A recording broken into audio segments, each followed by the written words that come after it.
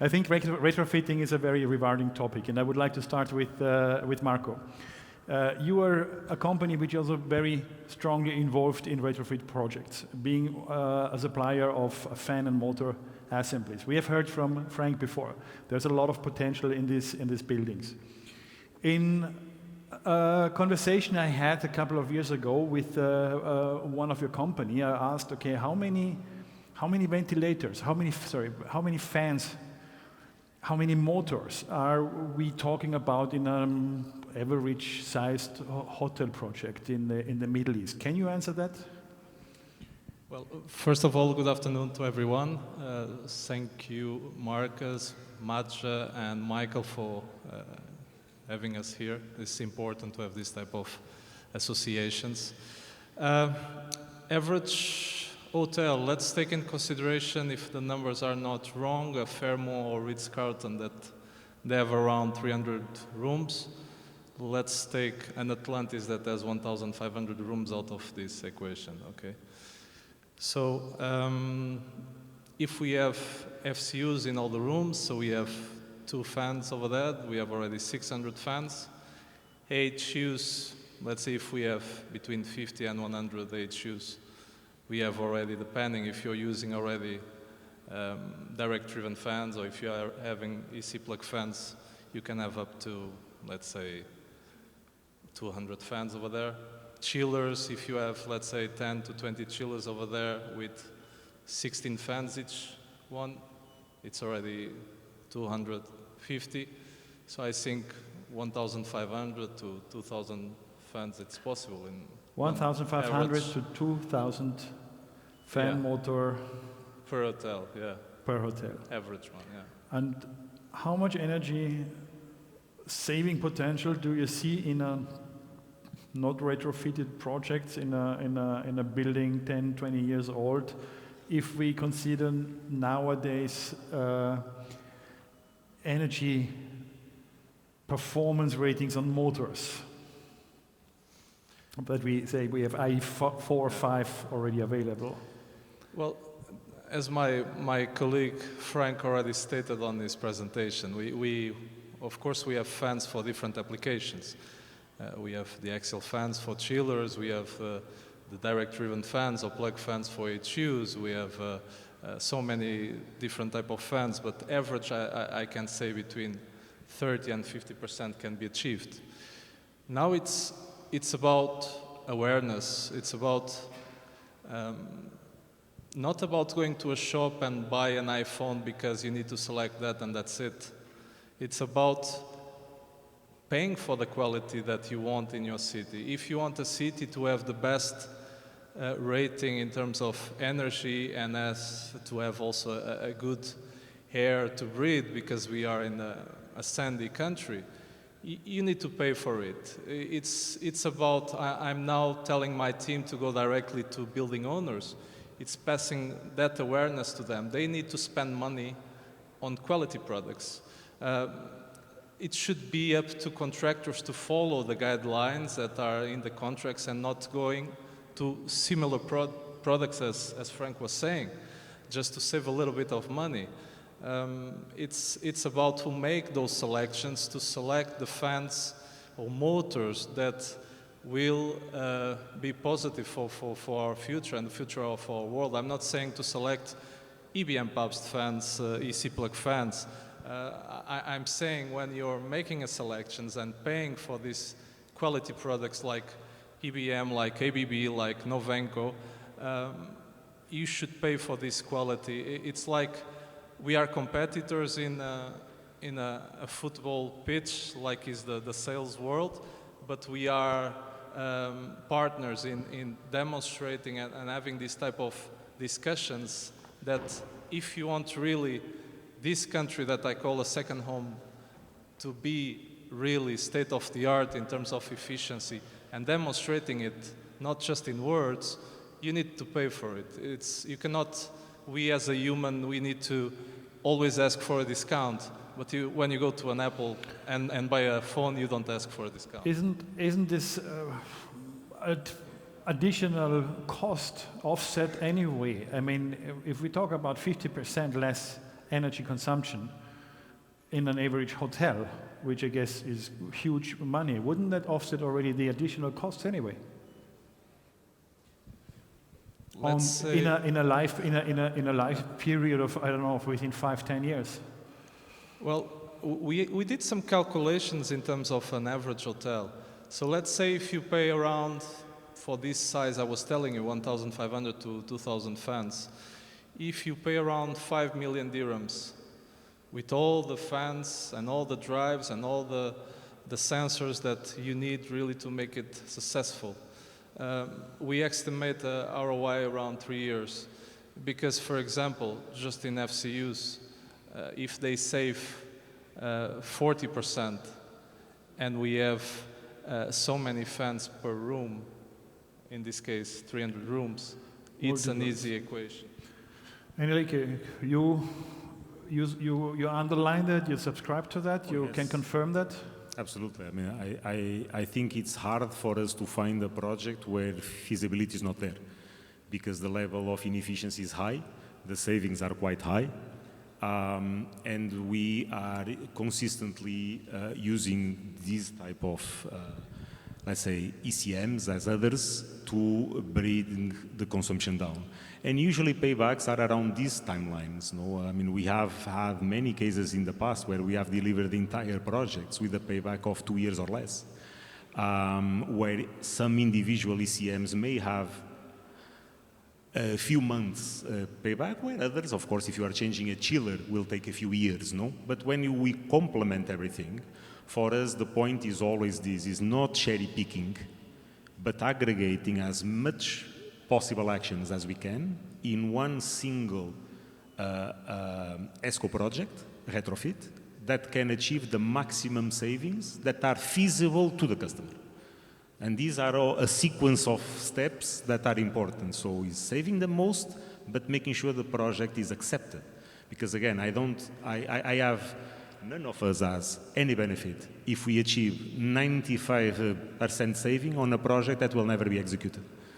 But we actually are collecting a benefit if we save 20 on a project that is done. So for us is always how we can do it. And also something that also Frank said earlier, which is the fact that we have invested in a project for the next 6, 7, 8, 9, 10 years implies that during this lifetime we can actually continue to change. So it doesn't stop the day that we finish implementation. So in the first year, in the second year, in the third year, and every other year, we will find new opportunities. Maybe new products will come that will make it more feasible, no? So ours is a continuous journey of always trying to pull 1 kilowatt hour more that we can take out of the bill into the savings. Of course, eventually we'll reach a point in time where feasibility is no longer there. And we have actually agreed with some of our contracts to extend them. I said, look, we have signed a 5-year contract. If we extend 1 year or 2 years more, we can actually do more X, Y, and Z to increase your savings by this value. So all of these, I think, needs to be always constantly in our heads, that this is not a one atomic action. That we do, it's done, we never look back at it. It's a continuous improvement day after day that can also imply improving, refining, or even changing technologies during this journey.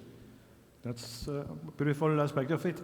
Carlos, you also mentioned that Abu Dhabi itself, the government itself, has taken the lead and has retrofitted their own buildings. Can you shed a light on the details of what were the results? How much could you save? How did that drive the further policies of the Department of Energy? Yeah, sure. I mean, Taka Solutions is one of the ESCOs that implemented this project with another ESCO. We had it's 7 buildings where we implemented a lot of ECMs under a shared savings model to test how it worked, and it's been very successful. We do measurement and verification on a monthly basis, and the ESCOs get paid from their share on a monthly basis. And the payback period is less than 5 years. So we have demonstrated that there is a lot of potential. And we are now moving forward to doing the same for other government entities, schools, health facilities, government buildings. So ADES, the Abu Dhabi Energy Services, is now taking on board these lessons learned and implemented it in other projects. And are there any plans for further policies to implement a policy to say we mandate that, we incentivize that in Abu Dhabi, that not only the government buildings are touched, that it is also spilling over to the private sector? So the mandate is there for government at the moment because it's part of the DSM strategy that is approved by the Executive Council, and we have to deliver on those targets that I mentioned in my presentation. We are developing an ESCO accreditation scheme where we will ensure the capability of the ESCOs coming into the market in Abu Dhabi have the right capability and financial stability to do the work. And once that is established and proven at the government level, that will incentivize the private sector going forward. But the potential in government itself is hundreds of buildings that we need to do over the next 10 to 20 years. Yeah. Frank, when we talk about retrofits, and I think, Henrique, you also have mentioned one part in your presentation, that one, maybe a small aspect, but nevertheless, I believe an important one, is to train the people on site, to train the operators.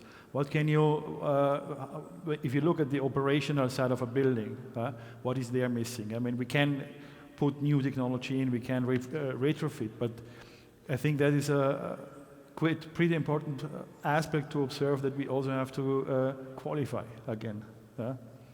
Yeah, absolutely, Markus. Thanks.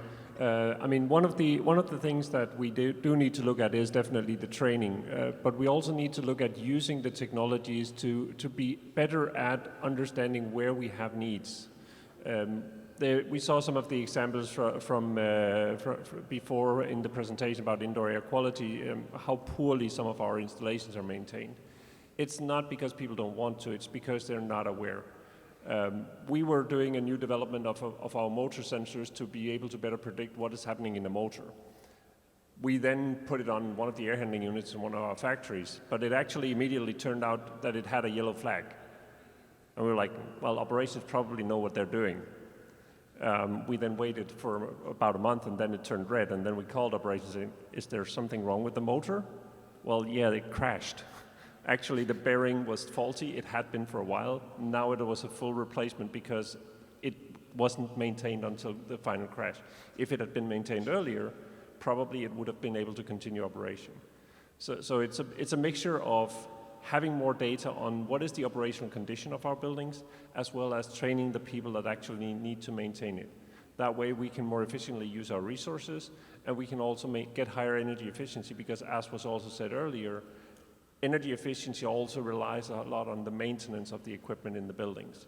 So yes, the training of the maintenance staff is important, definitely. Is capacity building, skill development, something you look inside is from the Department of Energy? Yeah, we support QCC in that sense. QCC is in charge of developing personnel certification schemes, and HVAC technicians is one of the main focus areas for ensuring the proper operation and maintenance. So we are trying to support QCC in mandating this through other to build channels. up requirements from a government point that you can only touch when you have the qualification certified by ADQCC. That's right? the plan, yeah. How far is that? The qualification scheme is developed. We're just working on the mandate and the support from government and private sector to implement it and adopt it. Yeah. I'm looking forward to see the start of that. Marco, if you would have any wishes towards regulators, towards government, and I'm not talking about now the obvious ones from ESMA to SASO and so on, from other government entities, Ministry of Energy, Department of Energy, Public Works, Infrastructure. I think there are a lot of other government organizations actually involved in this topic. What would you wish for? I think to work more together with associations like the ones we have. So Eurovent is now working on a document for inform or advise everyone that direct-driven funds should be used. So in Europe, this is not a question anymore for a long, long time. And when I hear in some discussions outside that DIWA, for example, that should be one of the leading companies in government entities here in the region, using belt-driven fans or low-quality filters just because they wanted to pay less. We're not going anywhere. So we should have regulations. We should have these bodies sitting with people that want this to move forward. Frank, same question. Well, I mean, for me, there's one open item which isn't directly related to HVAC, but HVAC actually has a big influence on it, and that's the power quality. We have all promoted a lot of variable speed in the buildings, but every variable speed equipment is using rectifiers, which means there is electrical noise generated, which loads the building infrastructure. And if there's no filtering on that electrical noise, that load can actually be equivalent of 130% the actual load current.